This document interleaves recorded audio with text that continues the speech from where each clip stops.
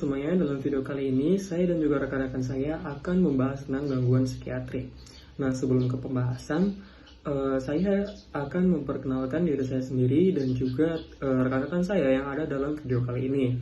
Yang pertama yaitu ada Yesri Putri Arianti dengan NIM 7111201131, lalu ada Putri Riani dengan NIM 7111201141. Lalu ada Mia Fatwa dengan NIM 7111201143. Lalu ada Alma Devina dengan NIM 7111201146. Lalu ada saya sendiri, Tori Abdul Aziz dengan NIM 7111201153. Lalu ada Yang Pesara Sulagrasia dengan NIM 7111201156. Dan yang terakhir ada Reza Zanieta dengan NIM 7111201158. Nah, yang pertama kita harus ketahui dulu apa sih itu gangguan psikiatrik. Nah, untuk definisinya, gangguan psikiatrik atau yang biasanya kita kenal dengan gangguan mental atau kejiwaan merupakan penyakit dengan efek yang merusak kemampuan pengolahan emosi, kognitif, sosial, dan perilaku seseorang. Dan gangguan psikiatrik ini memang sulit untuk didiagnosis. Nah, untuk pembahasan tentang gangguan psikiatrik ini, saya akan membahas yang pertama itu yaitu schizofrenia. Schizofrenia atau terbelahnya fungsi psikis merupakan suatu kelompok gangguan psikiatri yang ditandai dengan distorsi realitas, yaitu penarikan diri dari interaksi serta disorganisasi dan fragmentasi persepsi, pikiran, dan emosi. Nah, jadi schizofrenia ini gangguan yang mempengaruhi kemampuan seseorang untuk berpikir, merasakan, dan berperilaku dengan baik. Untuk mengetahui tanda-tanda schizofrenia, terdapat beberapa kriteria seperti yang sudah tertera dalam video, yaitu yang pertama ada disorganisasi dari taraf pengungsian, adanya gangguan bahasa dan komunikasi, gangguan isi pikiran, gangguan persepsi, reaksi emosi yang tidak tepat, perasaan kebingungan akan identitas diri, lalu ketidakmampuan melakukan tindakan yang terarah, terpisahnya hubungan dengan dunia luar, dan yang terakhir ada gangguan tingkah laku motorik. Dalam upaya mengkategorisasikan kasus schizofrenia ini, mereka dapat dipelajari dan ditangani dengan mempertimbangkan gejala positif yang secara terpisah dari gejala negatifnya. Yaitu untuk gejala positif itu terdapat adanya delusi, halusinasi, afek yang tidak pas, pembicaraan pikiran yang terdisorganisasi, dan ada perilaku yang ganjil. Nah, kita bahas terlebih dahulu tentang delusi. Ya, delusi itu ditandai dengan ketidaksambungan antara pemikiran, imajinasi, dan emosi dengan realitas sebenarnya. Lalu untuk halusinasi, yaitu suara-suara imajiner yang memberi komentar negatif atau memerintah orang yang sedang berhalusinasi itu. Lalu ada afek yang tidak pas, yaitu ketidakmampuan untuk bereaksi dengan tingkat emosionalitas yang pas terhadap berbagai kejadian positif atau negatif. Lalu ada pembicaraan atau pikiran yang terdisorganisasi, yaitu pikiran yang tidak logis, asosiasi ide-ide yang aneh, atau percaya pada kekuatan supernatural. Nah, lalu ada perilaku yang ganjil, yaitu kesulitan dalam melakukan tugas sehari-hari, kurang memiliki higiene pribadi, dan bicara berima. Lalu terdapat contoh-contoh gejala negatif, yaitu adanya pendekatan afektif, apolisi, dan katatonia. Nah, untuk pendekatan afektif yaitu dengan berkurangnya ekspresi emosional. Lalu untuk apolisi yaitu berkurangnya atau tidak adanya motivasi. Dan yang terakhir yaitu katatonia, yaitu yang mana katatonia ini seperti tetap tidak bergerak, seringkali dalam posisi aneh dalam waktu yang lama, seperti itu. Jenis-jenis skizofrenia. Yang pertama, tipe undifferentiated, yaitu kategori yang sering disebut sebagai keranjang sampah. Individu yang didiagnosis kategori ini memenuhi tanda-tanda umum skizofrenia, yaitu terdapat waham, halusinasi, gangguan pikiran, dan tingkah laku aneh. namun tidak dapat digolongkan pada satu tipe tertentu karena simptom-simptomnya bercampur. Jenis yang kedua ada tipe kataton. Umumnya penderita dikenal memiliki tingkah laku ekstrinsik, sering disertai penarikan diri dari realitas. Gambaran umumnya adalah adanya simptom motorik, berupa tipe excited, bergairah, atau stupor, kaku, yang membuatnya sukar dibedakan dari gangguan mood psikotik. Sebagian penderita berada di antara periode stupor dan excited yang ekstrim, yang terkadang membahayakan. Umumnya salah satu reaksi lebih dominan. Jenis yang ketiga ada tipe disorganized, muncul pada usia yang lebih muda dan menunjukkan disorganisasi kepribadian yang parah. Dulu disebut tipe hebephrenic. Pada umumnya tercatat berkelakuan aneh, terlalu perhatian pada detail yang tidak perlu, dan terpreokupasi pada masalah agama dan filsafat. Mereka suka memikirkan masturbasi dan pelanggaran aturan sosial. Mereka cenderung memisahkan diri dan terpreokupasi dengan fantasi. Jika gangguan berkembang, ia menjadi infantile dan tidak mampu berespon emosional. Senyum aneh dan tidak tepat, tawa dangkal tanpa stimulus yang jelas merupakan simptom umum. Omongan yang berubah menjadi inkoheren dan memunculkan baby talk. Terkekeh yang kekanak-kanakan atau mengulang-mengulang bunyi tertentu. Jenis yang keempat, tipe paranoid. Mereka memiliki sejarah adanya peningkatan rasa curiga dan kesulitan dalam relasi sosial. Gambaran simptomnya ditandai waham yang absurd, tidak logis, dan sering berubah. Waham persekutori paling sering muncul dalam berbagai bentuk, seperti mereka mengeluh diperhatikan, diikuti, diracun, dan dipengaruhi dengan berbagai alat oleh musuh. Selanjutnya ada faktor-faktor penyebab skizofrenia. Pada abad ke-20, selubung misteri sakit mental disingkapkan oleh rangkaian-rangkaian studi yang menetapkan basis genetik skizofrenia. Pertama, ditemukan 1% di antara populasi yang mengembangkan skizofrenia. Kemungkinan skizofrenia terjadi pada kerabat biologis dekat, yakni pada orang tua, anak, atau saudara kandung. Dari seorang penderita skizofrenia, kira-kira sebesar 10%, bahkan bila kerabat itu diadopsi keluarga sehat tidak lama setelah lahir, jelas bahwa skizofrenia memiliki banyak penyebab. Beberapa gen yang berbeda telah dikaitkan dengan gangguan, tetapi tidak ada gen tunggal yang tampaknya dapat menyebabkan skizofrenia. Meskipun gen-gen tertentu telah terimplikasi secara lebih kuat dibanding gen-gen lainnya. Selain itu, beragam faktor pengalaman awal telah terimplikasi di dalam perkembangan skizofrenia. Misalnya, komplikasi persalinan, stres ibu, infeksi prenatal, kelahiran di perkotaan atau tinggal di setting perkotaan, dan kesulitan hidup pada masa kanak-kanak. Pengalaman-pengalaman awal ini diduga mengubah perjalanan perkembangan neural tipikal yang menghasilkan skizofrenia pada individu yang memiliki kerentanan genetik. Baik, sekarang kita masuk ke gangguan depresif. Sebagian orang mengalami depresi mendalam atau anhedonia, yaitu hilangnya kapasitas untuk mengalami kebahagiaan yang seringkali untuk alasan yang tidak jelas. Depresi yang mereka derita dapat begitu ekstrim, sehingga nyaris mustahil bagi mereka untuk memenuhi berbagai kebutuhan esensial dalam kehidupan sehari-harinya, untuk mempertahankan pekerjaan, untuk mempertahankan kontak sosial, untuk makan, dan bahkan untuk mempertahankan tingkat hygiene pribadi yang wajar. Orang-orang seperti ini dikatakan mengalami depresi klinis yang juga dikenal sebagai gangguan depresi mayor.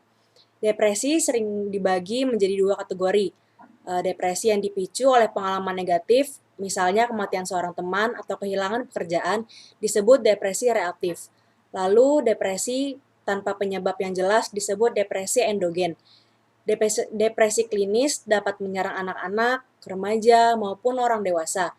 Pada orang dewasa, depresi klinis seringkali komorbid atau kecenderungan dua kondisi kesehatan untuk terjadi bersama-sama pada individu yang sama dengan satu kondisi kesehatan atau lebih, contohnya sebagai gangguan kecemasan, penyakit jantung koroner, dan diabetes.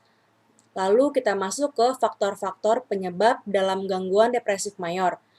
Faktor-faktor genetik memberikan kontribusi pada perbedaan di antara orang-orang dalam perkembangan gangguan depresif mayor. Ada dua subtipe gangguan depresif mayor yang penyebabnya lebih jelas karena waktu episodenya. Yang pertama adalah Seasonal Affective Disorder atau SAD atau SAD, yaitu gangguan afektif musiman, di mana episode depresi dan letargi atau kelesuan ini biasanya terjadi setiap musim tertentu dan biasanya terjadi selama bulan-bulan musim dingin. Dua bukti menunjukkan bahwa episode-episode itu dipicu oleh berkurangnya cahaya matahari. Subtipe yang kedua, gangguan depresif mayor dengan penyebab jelas adalah depresi peripartum, yaitu depresi intens dan berkepanjangan yang dialami berbagai perempuan selama hamil, setelah melahirkan atau kedua-duanya. Meskipun estimasinya bervariasi, gangguan ini tampak berkaitan dengan kira-kira 19% kehamilan.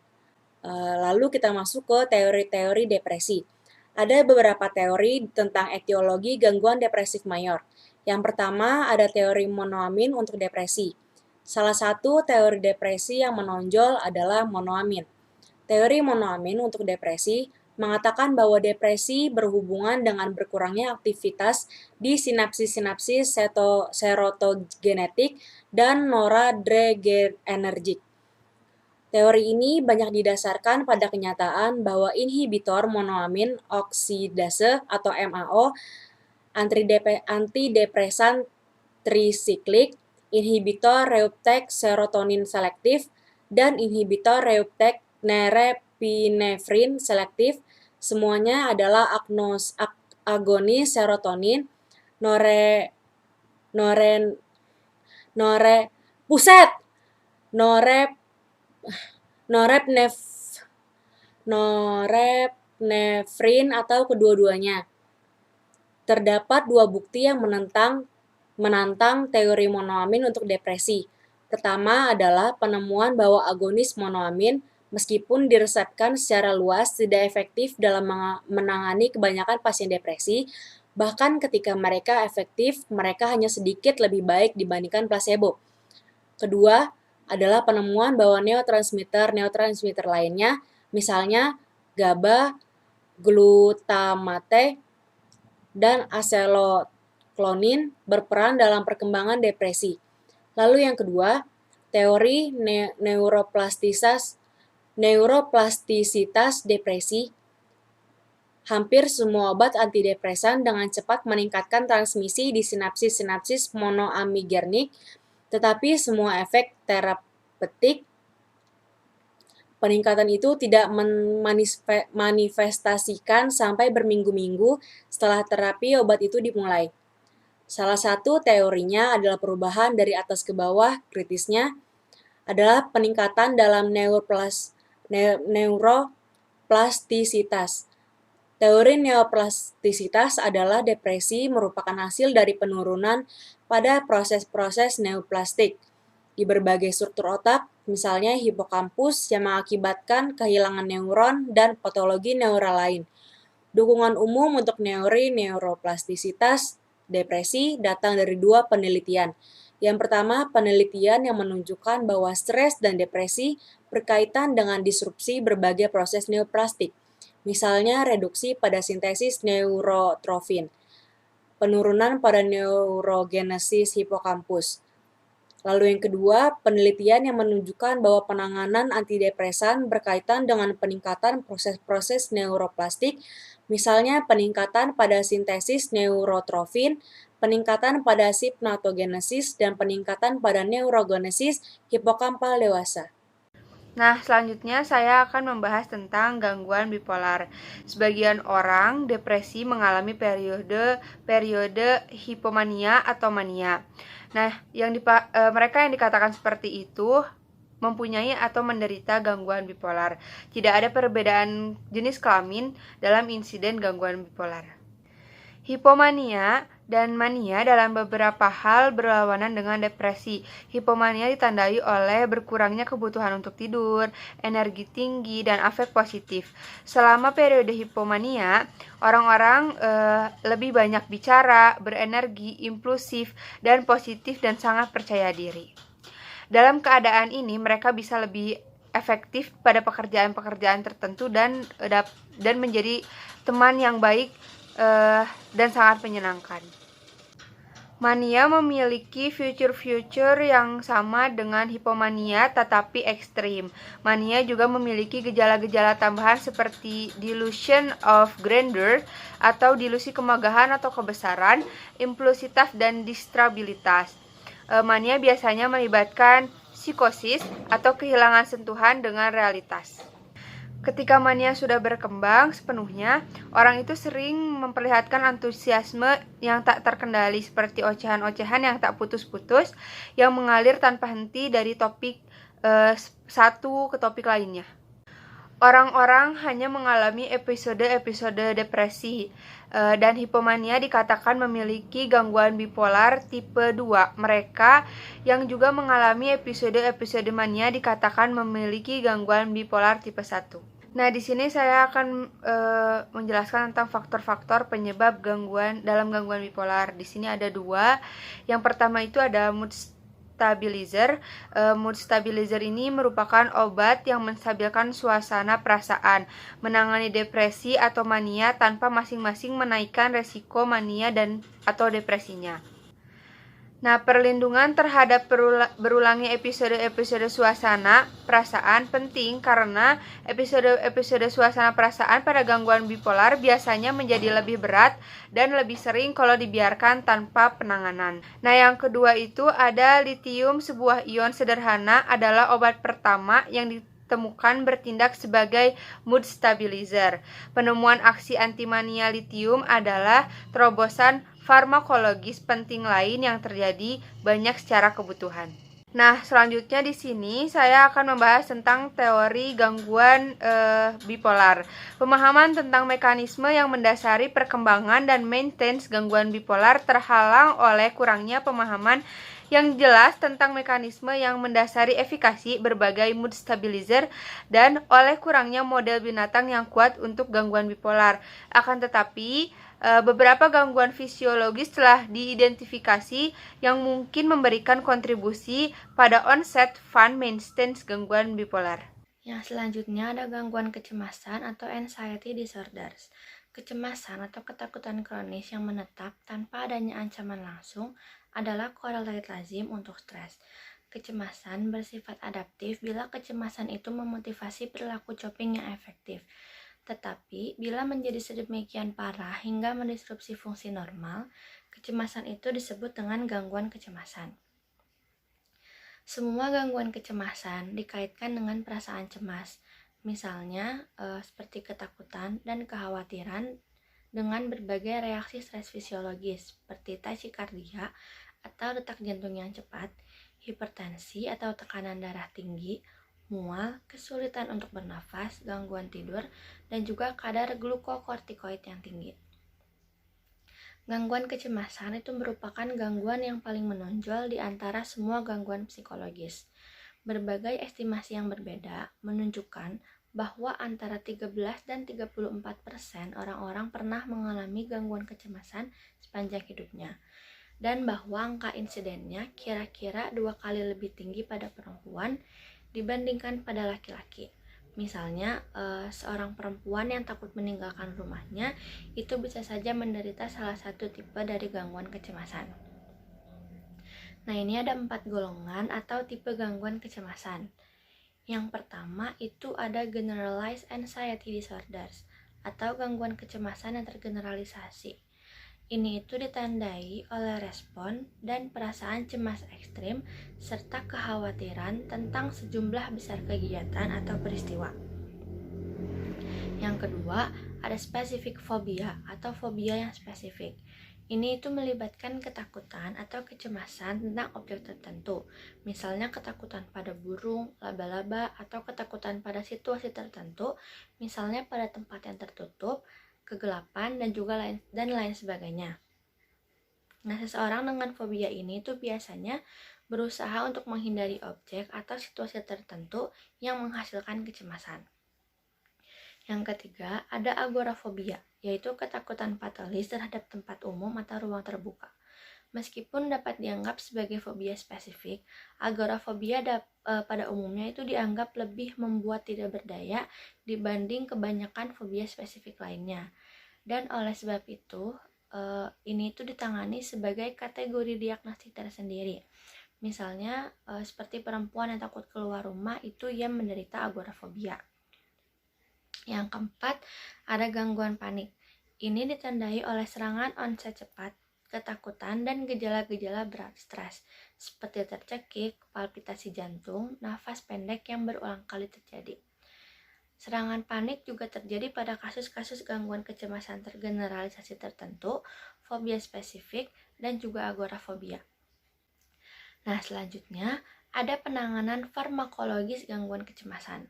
Terdapat 3 kategori obat yang lazim diresepkan untuk penanganan gangguan kecemasan. Yang pertama, ada benzodiazepin. Ini itu adalah obat psikoaktif paling luas yang diresepkan, seperti Librium, Valium, hipnotika, antikonvulsan, dan juga masker relaksan. Yang kedua, ada agonis-agonis serotonin, yakni buspirone. Spesifikasi obat yang dimiliki dari buspirone itu menjadi sebuah kelebihan dibandingkan dengan benzodiazepin.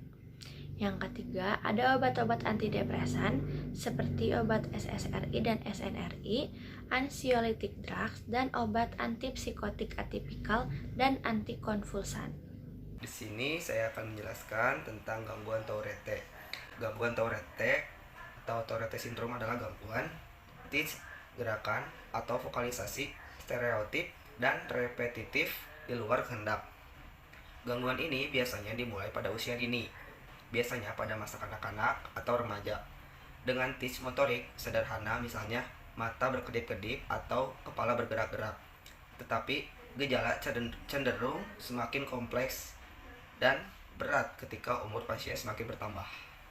Tic motorik kompleks biasanya termasuk membuat gerakan cabul, memukul, menyentuh benda-benda, berjongkok, melompat-lompat, dan berputar-putar. Tic herbal yang lazim termasuk bunyi-bunyi inarticulate, misalnya menyalak, batuk-batuk, mengorok, coprolalia, menggunakan kata-kata cabul, echolalia, menggunakan kata-kata orang lain, dan palilalia, mengulangi kata-kata sendiri. Gejala-gejala mencapai puncaknya setelah beberapa tahun dan sering mereda secara gradual ketika usia pasien yang bertambah matang. Selanjutnya ada penanganan gangguan Tourette. Yang pertama, pasien, anggota keluarga, teman, dan guru dididik tentang sifat sindrom tersebut. Yang kedua, fokus penanganan pada masalah-masalah emosional tambahan seperti kecemasan dan depresi. Yang ketiga, fokus pada tic dan ditangani oleh antipsikotika. Nah, materi selanjutnya yaitu mengenai gangguan otak pada gangguan psikiatrik. Yang pertama yaitu pada penderita skizofrenia. Perubahan struktur otak pada penderita skizofrenia ini terakumulasi sangat cepat, yang mana ada beberapa studi yang mengungkapkan perubahan struktur otak pada penderita skizofrenia ini. Studi pertama yaitu melaporkan adanya ventrikel dan visura yang membesar yang mengindikasikan berkurangnya volume otak. Lalu ada studi selanjutnya yaitu yang memfokuskan pada daerah kortikal tertentu dan struktur subkortikal tertentu. Nah, memang secara umum berkurangnya volume otak skizofrenia ini berkembang baik di gray matter maupun white matter. dan konsisten di lobus temporal yang diakibatkan oleh berkurangnya ukuran neuron dan arborisasi dendritik dan juga aksonal. Nah, untuk skizofrenia ini ada 4 temuan penting meta-analisis mengenai studi perkembangan otak pada pasien atau yang beresiko mengidap skizofrenia. Yang pertama yaitu pada individu yang beresiko mengidap skizofrenia, yang mana memperlihatkan pengurangan volume pada beberapa bagian otak. Yang kedua itu adanya perubahan otak ekstensif yang sudah ada ketika pasien mencari penanganan medis dan menerima pemindaian otak untuk pertama kalinya. Yang ketiga yaitu pemindaian otak berikutnya yang mengungkap perubahan otak terus berkembang setelah diagnosis pertama. Dan yang terakhir yaitu perubahan daerah otak yang berbeda. Adapun selanjutnya yaitu pada gangguan depresi. Nah, menurut studi MRI pada pasien depresi, struktural otak itu terjadinya reduksi volume gray matter di korteks prefrontal, hipokampus, amigdala, dan korteks singulat, juga adanya reduksi white matter di beberapa daerah otak terutama di korteks frontal. Nah, selain itu, ada studi fMRI juga yang menemukan aktivitas atipikal di korteks frontal, singulat, dan insular maupun amigdala, talamus, dan juga striatum yang mana komunikasi antara struktur itu ditemukannya atipikal selama berbagai keadaan kognitif. Nah, yang ketiga itu ada gangguan bipolar. Nah, menurut studi MRI, penderita gangguan bipolar itu pada otaknya terjadi reduksi keseluruhan pada volume gray matter dan juga struktur otak tertentu yang lebih kecil termasuk prefrontal medial, singulat anterior kiri, gyrus temporal superior kiri, dan juga daerah prefrontal tertentu serta hipokampus. Nah, selain itu, meta-analisis studi fMRI pada pasien gangguan bipolar ini ditemukan adanya aktivasi atipikal pada korteks frontal, struktur lobus temporal, dan ganglia basal juga maupun konektivitas fungsional atipikal di antara beberapa struktur dan berbagai keadaan kognitif. Nah, selanjutnya pada gangguan kecemasan. Teori mutakhir gangguan kecemasan banyak menyandarkan pada analisis efek obat terapeutik. Nah, memang ada tumpang tindih substansial antara struktur otak yang terlibat dalam gangguan depresif mayor dan juga gangguan kecemasan. Walaupun korteks prefrontal, hipokampus, dan amigdala itu terimplikasi dalam gangguan depresi mayor, namun dalam gangguan kecemasan itu pola buktinya berbeda, yang mana tidak adanya atrofi atau penyusutan yang signifikan. Nah, kebanyakan bukti yang mengaitkan struktur dengan gangguan kecemasan itu berasal dari studi pencitraan obat, di mana aktivitas atipikal di daerah ini telah terekam selama mengerjakan beragam tugas yang emosional. Yang terakhir yaitu pada gangguan Tourette. Nah, studi tentang neuropatologi gangguan Tourette itu didasarkan nyaris secara eksklusif pada studi-studi pencitraan otak, yang mana dasar neural atau gangguan Tourette itu memfokuskan pada striatum atau karena volume striatual yang lebih kecil. Nah, perbedaan otaknya pun tampaknya tersebar luas. Kita ambil contoh dalam studi fMRI terhadap anak-anak penderita gangguan Tourette itu mendokumentasikan adanya penipisan pada gray matter korteks sensori motor yang sangat menonjol di daerah-daerah yang mengontrol wajah, mulut, dan juga laring atau kotak suara. Nah, mungkin cukup sekian materi yang disampaikan oleh kelompok 3. Kurang lebihnya kami mohon maaf. Terima kasih.